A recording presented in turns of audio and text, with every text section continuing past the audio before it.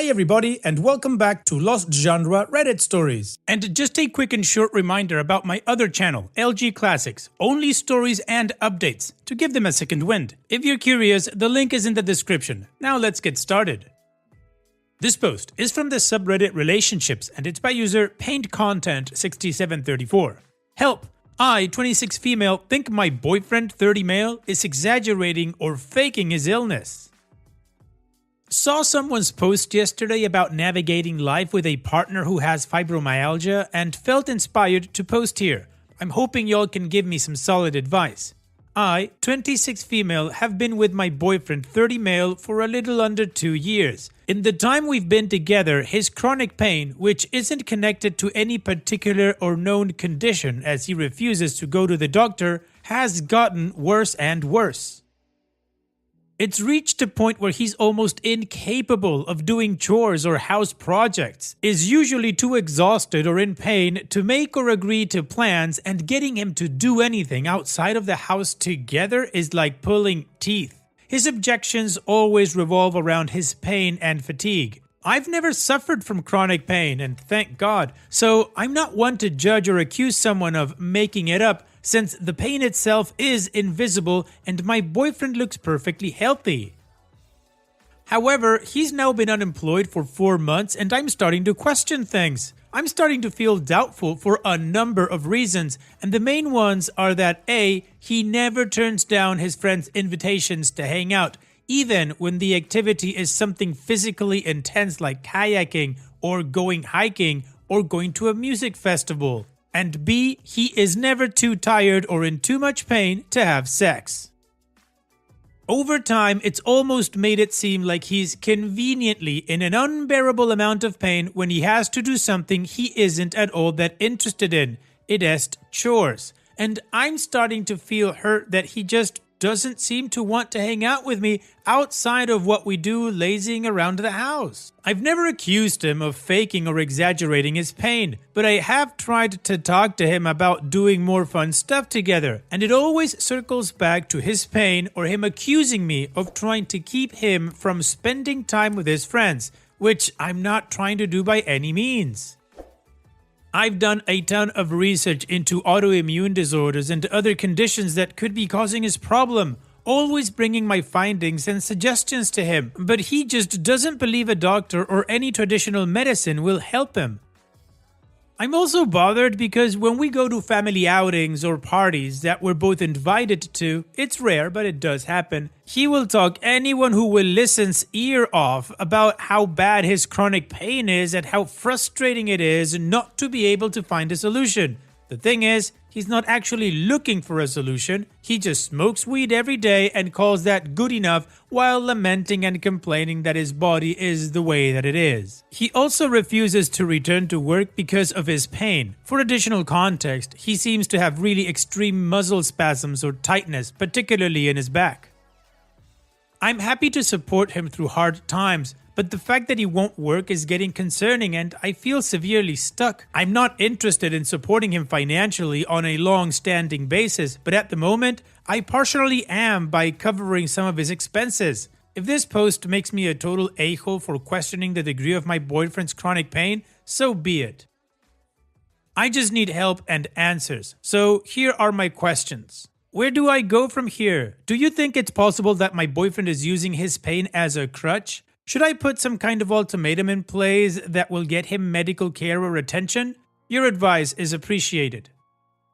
Well, OP, call me judgy if you want, but I think your boyfriend is taking advantage of you. It just doesn't make any sense to me. The fact that he's in pain only when he has to do chores or house projects or help you out in any way, but he doesn't feel pain when he goes kayaking? I mean, come on. You can't vacuum clean, but you can go kayaking or hiking or hanging out with the boys or whatever and then smoking weed all day, not looking for a job? Yeah, I'm sorry, OP, but it really does sound to me like he's just taking advantage of you and you are too nice to notice. So to your questions, where do you go from here? Single. Do I think it's possible that he's using his pain as a crutch? I'll have to say that I'm doubting that he has pain in the first place. And regarding you doing some sort of ultimatum, no ultimatum necessary, just tell him you're done. And what do you guys think? Let me know in the comments section, and now let's check out the community comments. Watermelon Sugar 47 says, even if he does have chronic illness, he isn't doing anything to get a diagnosis or treatment, and he is willing to push on for things that benefit him and only him. He's also developed a drug addiction he has no plans of curbing. I am chronically ill. I am busting my ass trying to find answers and help because living like this sucks. I do everything in my power to support my partner and care for our home. While sometimes that's not a ton, I always prioritize contributing to my household over kayaking, which even if I could push through to do, would put me down for a week. This man is using and taking advantage of you, disabled or not. He also has dumped this on you without you consenting to be his financial caretaker. You're not married. There is no in sickness and health here. Leave him. Going Price for Home says, as someone with chronic pain, even if he wasn't lying, I'd leave him. Chronic pain effing sucks. I've been there. It's been over 13 years of it, but it kinda just sounds like he slowly made you into his bang maid. Either he's faking it so he doesn't have to work or do any chores, or he has no interest in improving his situation, which isn't sustainable if the person isn't going to pursue medical help or disability benefits. Biancalin says, lol girl, break up with him. He's lying to you. Even if he wasn't, the fact that he doesn't believe in science, medicine, or refuses to see doctors is telling enough. I can't even fathom how you're staying attracted to a man who refuses to look after himself. He doesn't even want to better himself for your future together. Imagine in 5, 10, or 30 years' time. Yikes. If that man truly loved you, he'd do anything possible to get better and get his life on track to provide you with a good life. And McQuire says, so he has such chronic pain that prevents him from doing chores and anything he doesn't like, including getting a job, that he refuses to see a doctor, but somehow it allows him to do things he does like sex and kayaking? Sounds like he's using you. I'm assuming you do all the household stuff and pay for all the bills? Usually, I'm not one for ultimatums, but you're going nowhere. Either he sees a doctor or you leave. And when he refuses, leave him. I'm sorry, OP. Alright, well, the community agrees that this guy is definitely taking advantage of OP. So now, let's move on to the update to see how this story ends. Thank you to everyone who responded to my post and was so compassionate and kind. It was incredible to hear from so many people who actively battle chronic pain or illness and those with loved ones who do. I hope to continue deepening my empathy towards anyone who is struggling with an invisible illness. On to my update. Armed with some fresh perspectives and some fresh frustrations, lol, I talked to my boyfriend and told him that he needs to see a doctor or I will no longer be able to support him financially and stand by while he remains unemployed and unmotivated to get the help he needs. I also addressed the idea of managing or balancing his energy levels differently so that we're able to share household responsibilities more effectively, spend quality time together, and keep him doing the things he loves with his friends. His response was really bad. He told me that if I'm not willing to step up and clean around the house, something I'm already doing, that there's no use living together and that my efforts to clean are the bare minimum and not good enough for his standards anyway. And he was also really mad that I haven't taken initiative to take care of yard projects and car repairs. Oh, F him. He sat there and spouted off a whole list of things I'm not noticing and cleaning. And, once again, he was focused on the idea that I don't like his friends or am jealous of them and want him spending less time with them, which isn't true at all. This really stung. He basically brushed over everything I said and focused on my perceived faults. This told me everything I needed to know and I told him I was leaving. He was just mad, not sad or hurt at all. I'm still crying excessively over his whole reaction. I still don't know how real or unreal his chronic pain is, but I guess it doesn't matter anymore. Thank you again, everyone, for your support and kindness. I truly was at a loss. Well, OP, I understand that you're going through a hard time, but here's a silver lining. Him and his alleged pain are no longer your responsibility. So here's wishing you the best, OP. Take care and thanks for sharing. Now let's move on to the next post that also has an update. This post is from the subreddit Am I Overreacting? And it's by user SufficientBerry827. Am I overreacting for ending a friendship because his girlfriend read our conversations? My friend, male 28, and I, female 26, have been friends for about 5 years. Right off the bat, we have always been platonic. Nothing has ever happened between us. Nothing ever will happen between us. We met at work and got along well, then ended up really clicking over shared interests.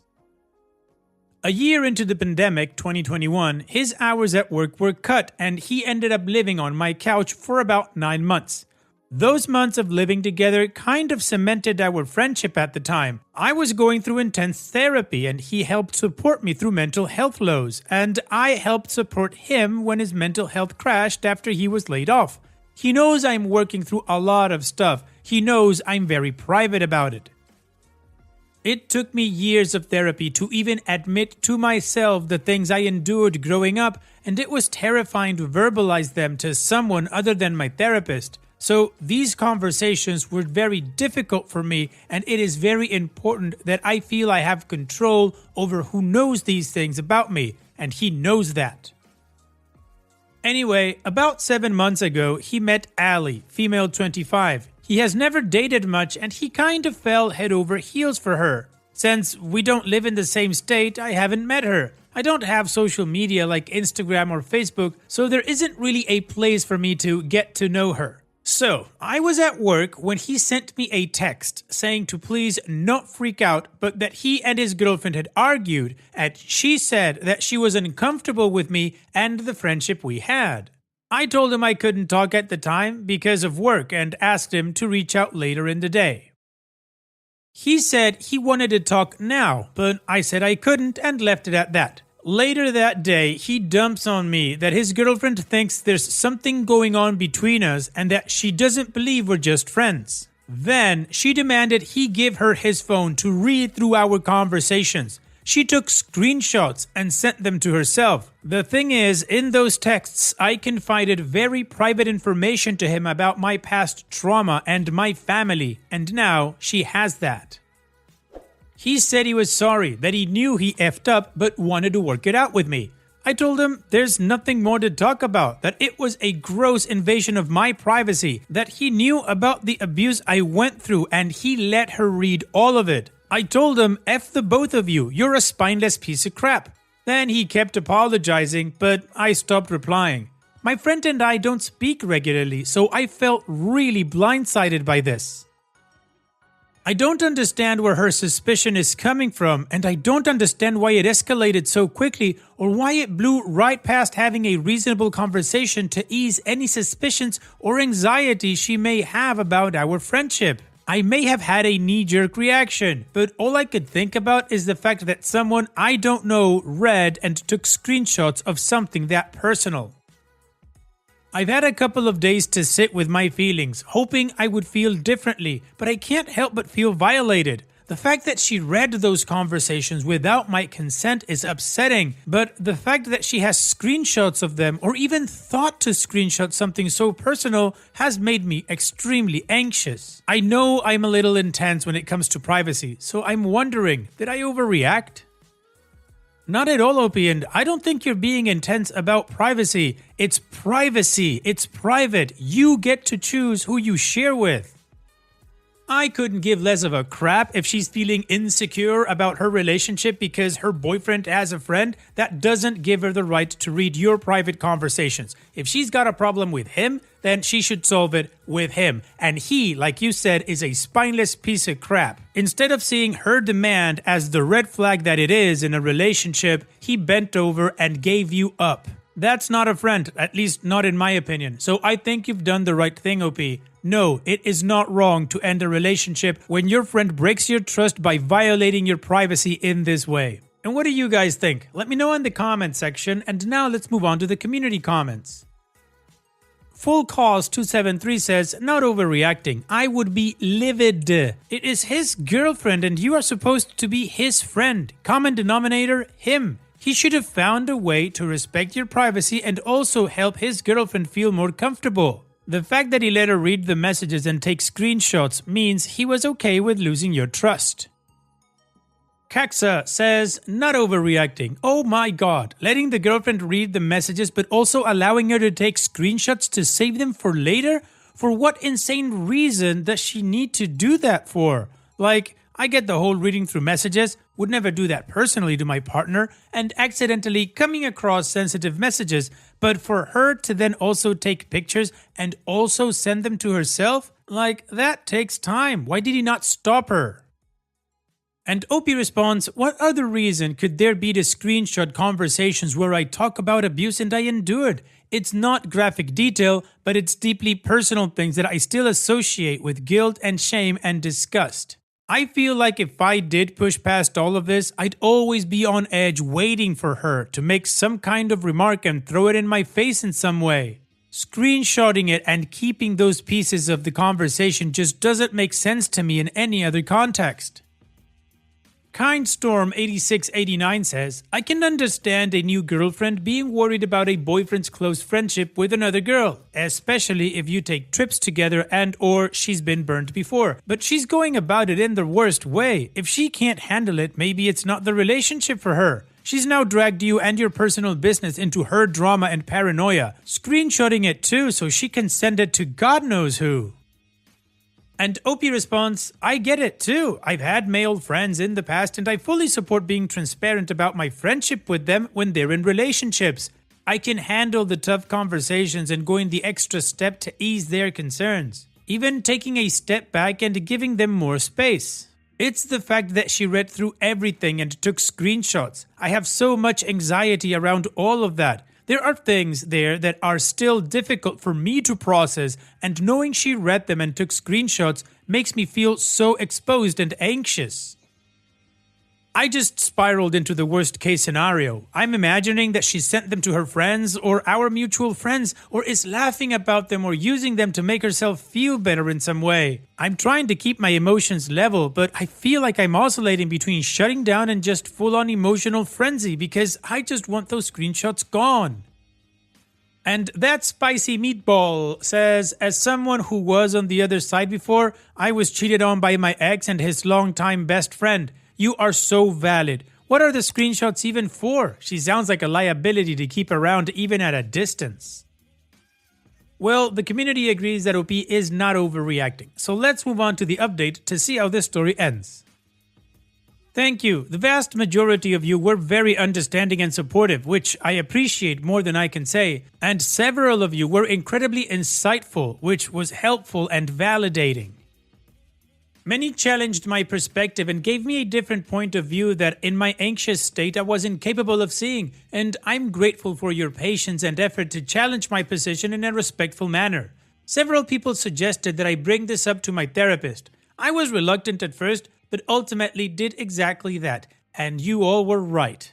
I am glad I listened and brought this up to my therapist. As much as I would like to believe I can think my way through a lot of things or that I've done so much work that I should be fine, the fact that I posted that at all really should have been a sign that I needed help processing everything.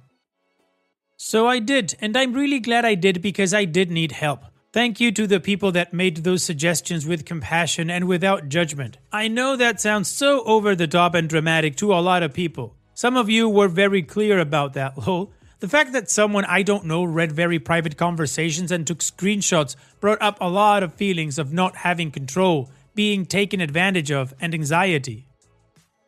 Without getting too into the details, part of what I experienced when I was younger included material of me that was taken without consent and shared. And that left me with a lot of anxiety and fear around what people have seen, if they know, if they're thinking about it, if they're keeping it, if they look at it, etc. So when I read she took screenshots of those private conversations, I was immediately flooded with that out of control feeling again, wondering if she shared it with our mutual friends, if they know, if they read it, if they're going to ask me about it, etc.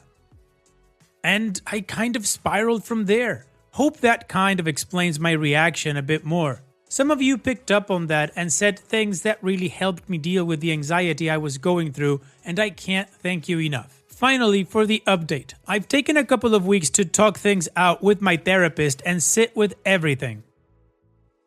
My ex-friend has texted me a couple of times after that last message and I haven't responded. I have no intention of talking to him again. I don't think it would be in my best interest to talk things out with him or to talk with his girlfriend. I don't think that I will trust him again, so I don't see the point in trying to work through any of this to keep him in my life. I have reached out to our mutual friends and without really telling them what happened, have asked them to exclude me from future group events, travel plans, and group chats.